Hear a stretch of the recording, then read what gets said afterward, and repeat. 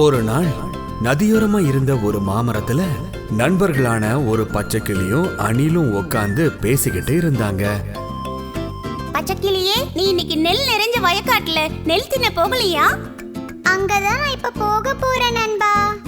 அங்க இருக்கிற வாழை தோப்புல நல்ல தேன் நிறைஞ்ச வாழை கொம்புகள் இருக்கு. அத உன்கிட்ட சொல்லிட்டு போகலாம் தான் வந்தேன். அப்படியா? அப்படின்னா இன்னைக்கு நானும் உன் கூட அந்த இடத்த பார்க்க வரேன். அப்போதான் அவங்க 2 பேரும் அந்த நிகழ்வை பார்த்தாங்க. அந்த நதியில ஒரு எறும்பு தத்தளிச்சுக்கிட்டே வந்துச்சு. தண்ணிக்குள்ள தவறி விழுந்த அந்த எறும்பு முழுகிட்டே வந்துச்சு. அதை பார்த்த பச்சைக்கிளி அங்க இருந்து பறந்து வந்து எறும்புக்கு பக்கத்துல வந்தது. உயிருக்கு போராடிக்கிட்டு இருந்த அந்த எறும்பை பார்த்து பச்சைக்கிளி ரொம்பவே வருத்தப்பட்டுச்சு.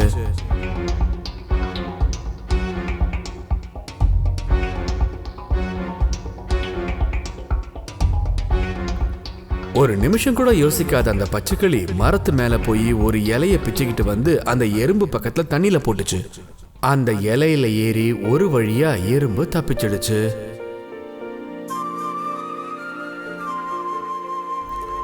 ரொம்ப சோர்ந்து போயிருந்த அந்த எறும்பை இலையோட பச்சைக்கிளி கொத்திக்கிட்டு போய் கரையில விட்டுச்சு.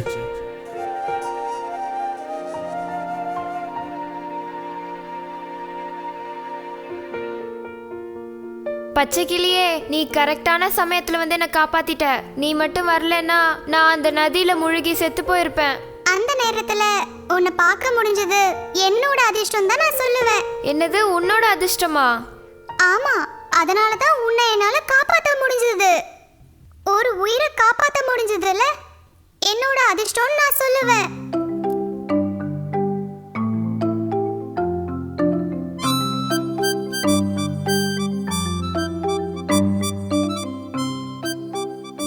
எறும்பே, நீ எப்படி இந்த நதிக்குள்ள போய் விழுந்த? அந்த கரையோரம் இருக்க மரத்துல தேன் எடுக்கலான்னு ஏறி போயிட்டு இருந்தேன். அந்த நேரத்துல எனக்கு கால் தடுக்கிருச்சு. அப்படியே நதியில வந்து விழுந்துட்டேன். கவனமே இல்லாம மரத்துல ஏறி நடந்தா இப்படிதான் நடக்கும். என்னதான் இருந்தாலும் கரெக்டான நேரத்துல அந்த பச்சைக்கிளி மட்டும் உன்னை பார்க்கலன்னா நதியில விழுந்த நீ அப்படியே கடலுக்கு போய் சேர்ந்திருப்ப. பச்சைக்கிளியே, இந்த உதவிய நான் காலத்துக்கும் மறக்க மாட்டேன். இதுக்கு பதிலா என்னைக்காவது ஒரு நாள், கண்டிப்பா ஒரு நாள் உதவி செய்வேன். கைமாறு செய்ய போறியா? நீயா? நம்ம தொண்டு இருக்கிற சின்ன எறும்பு வானத்துல சிறகடிச்சு பறந்து வட்டமிடுற பச்சைக்கிளிக்கு நீ திரும்ப உதவி செய்ய போறியா? செம்ம காமெடி பண்ணாம கிளம்பு. இங்க பாரு அனில், இந்த மாதிரி யாரையும் இலக்காரமா பேசக்கூடாது. இங்க பாரு எறும்பு, இன்னையில இருந்து நம்ம எல்லாரும் நண்பர்களா இருக்கலாம் அப்படின்னு சொல்லிட்டு அந்த கிளி அங்க இருந்து பறந்து போச்சு. அணிலும் பக்கத்துல இருந்த மரத்துல ஏறி ஓடி போச்சு. ஒரு நாள் அந்த இடத்துக்கு ஒரு வேடன் வந்தான். வேடனுக்கு என்ன வேலை? வேட்டையாடுறது தானே. வேட்டையாடுறதுக்கு ஏதாவது கிடைக்குமான்னு தேடிக்கிட்டே வந்த வேடனுக்கு மரத்து மேல இருக்கிற பச்சைக்கிளி தென்பட்டுச்சு. உடனே என்ன பண்ணுவான்? வில்லை எடுத்து தயாரா வச்சுக்கிட்டான். அந்த வழியா உணவு எடுத்துக்கிட்டு வந்த எறும்பு வேடனை பார்த்துச்சு. விபரீதம் நடக்க போறது எறும்புக்கு புரிஞ்சிடுச்சு. அந்த வேடன் பாவம் அந்த கிளியை தான் குறி வச்சிருக்கான் போல இருக்கே. எப்படியாவது அந்த கிளியை காப்பாத்த ஒரு வழி பண்ணணும். எறும்பு அங்கிருந்து வேகமா ஓடி போய் வேடன் கால் கிட்ட போச்சு. போய் என்ன பண்ணோம்? நறுக்குன்னு ஒரு கடி.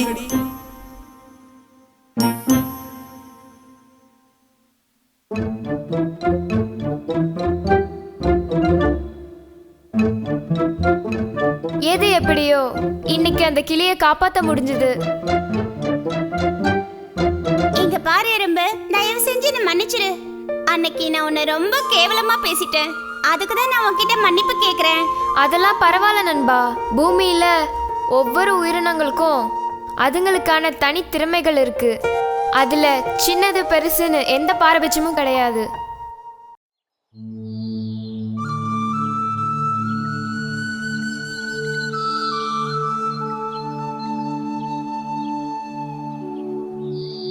அட, நீ இன்னும் உன்னோட சாக்லேட்டை சாப்பிட்டு முடிக்கலையா? இல்ல அப்போ அண்ணா. நான் முன்னாடியே என்னோட சாக்லேட்டை சாப்பிட்டு முடிச்சிருக்க கூடாது. இங்க பாரு, நீ உன் சாக்லேட்ல பாதி எனக்கு கொடுப்பியா? இல்ல, நான் கொடுக்க மாட்டேன். நீ மட்டும் எனக்கு உன்னுடைய பாதி சாக்லேட்டை கொடுத்தன்னா நான் உனக்கு பழுத்த பலாப்பழம் பறிச்சு கொடுக்கறேன். நீங்க எனக்கு எங்க இருந்து பலாப்பழம் கொண்டு வருவீங்க? நீங்க என்கிட்ட பொய் சொல்றீங்க. பெரியவங்க எப்பவும் பொய் சொல்லக்கூடாது. நான் ஒன்னும் பொய்யெல்லாம் சொல்லவே இல்ல, நான் உண்மையை தான் சொல்றேன். இல்ல, எனக்கு நம்பிக்கையே இல்ல. சரி, அப்ப நீ என் கூட வா.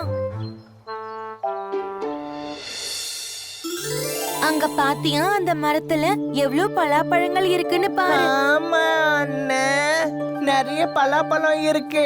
வாங்கண்ணா, நம்ம போய் அதை பறிக்கலாம். கண்டிப்பா, உனக்கு எவ்வளவு வேணுமோ அவ்வளவு பறிச்சு தரேன்.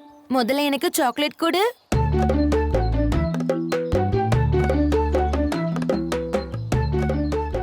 அங்க பாத்தியா கிளி, பலாப்பழ கிளையில கிளி இருக்கு.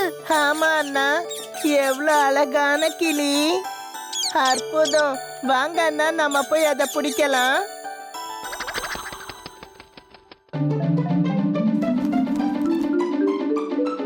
அங்க பாத்தியா அந்த கிளி தென்னை மரத்துக்கு மேல போயிடுச்சு. எனக்கு அது வேணும். அப்ப வா, மரத்து மேல ஏறுற கருணா மாமாவை கூட்டிட்டு வரலாம். வா.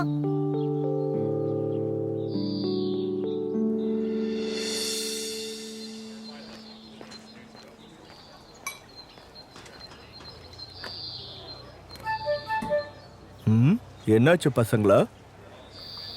உங்களால எங்களுக்காக ஒரு கிளிய பிடிச்சு கொடுக்க முடியுமா? ஒரு கிளியவா? ஓ, ஆனா எங்க இருந்து நான் உங்களுக்கு ஒரு கிளிய புடிச்சிட்டு வரணும்? அது அங்க ஒரு கிளிய பார்த்தோம். நீங்க எங்க கூட வருவீங்களா? சரி, நான் வரேன். ஆனா நம்ம எங்க போறோம்? கர்ணா அங்கிளோட கிட்டுண்ணையும் அப்புண்ணையும் பலாமரத்தை நோக்கி புறப்பட்டாங்க. அப்ப கிட்டுண்ணி காஞ்சிருந்த ஒரு தென்னை மரத்தை காட்டி கர்ணா அங்கிள் கிட்ட சொன்னா, அந்த கிளி அந்த மரத்துக்கு மேல இருக்கு.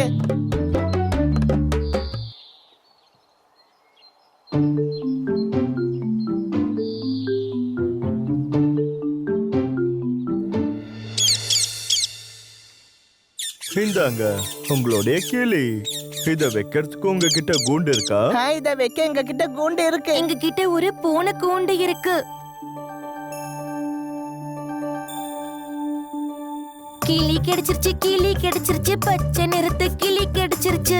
கிளி கிடைச்சிருச்சு, கிளி கிடைச்சிருச்சு, பச்சை வண்ண கிளி கிடைச்சிருச்சு. நான் இதுக்கு பால் கொடுப்பேன், இதுக்கு பழம் கொடுப்பேன். கிளி கிடைச்சிருச்சு, கிளி கிடைச்சிருச்சு, பச்சை வண்ண கிளி கிடைச்சிருச்சு. இங்க பாத்தியா கிளியே? நாங்க உனக்காக என்ன கொண்டு வந்திருக்கோம்னு பாரு. பாருங்க அண்ணா, இந்த கிளி எவ்வளவு சந்தோஷமா இருக்குன்னு. இதுக்கு இந்த கூண்டு ரொம்ப பிடிச்சிருக்கு போல. ஆமா, இந்த கிளி உண்மையிலேயே ரொம்ப சந்தோஷமா இருக்கு. இது எல்லாத்தையும் ஒரு மோசமான பூனை பார்த்துட்டு இருந்தது.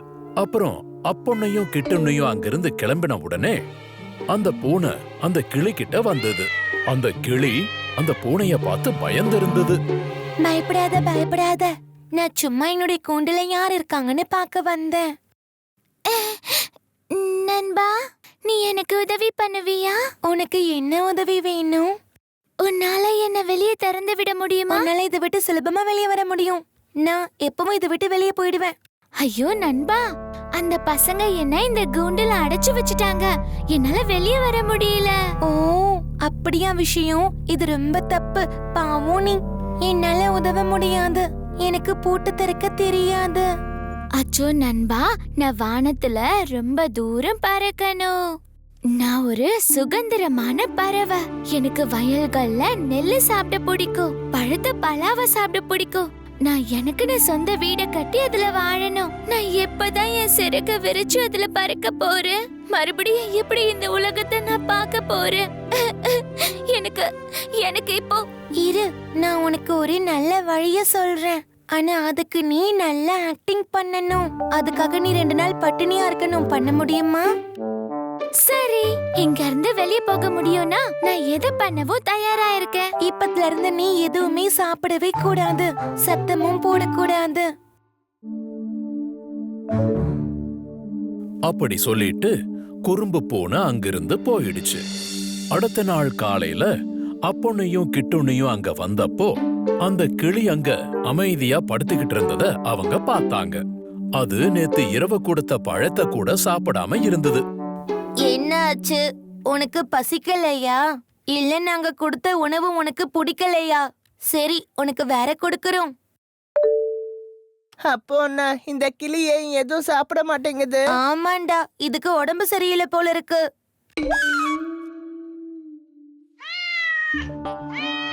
கூண்ட திறங்க அண்ணா.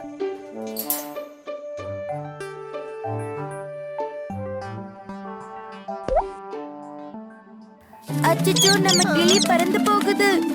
கிளி உயரமா வானத்துல பறந்து போறத பார்த்து அப்புண்ணையும் கிட்டுண்ணையும் அதிர்ச்சியானாங்க. கிட்டுண்ணியும் அழ ஆரம்பிச்சான். அப்புண்ணி கிட்டுண்ணிய சமாதானப்படுத்தி சொன்னா, ஐயோ, நம்ம கிளி பறந்துடுச்சு.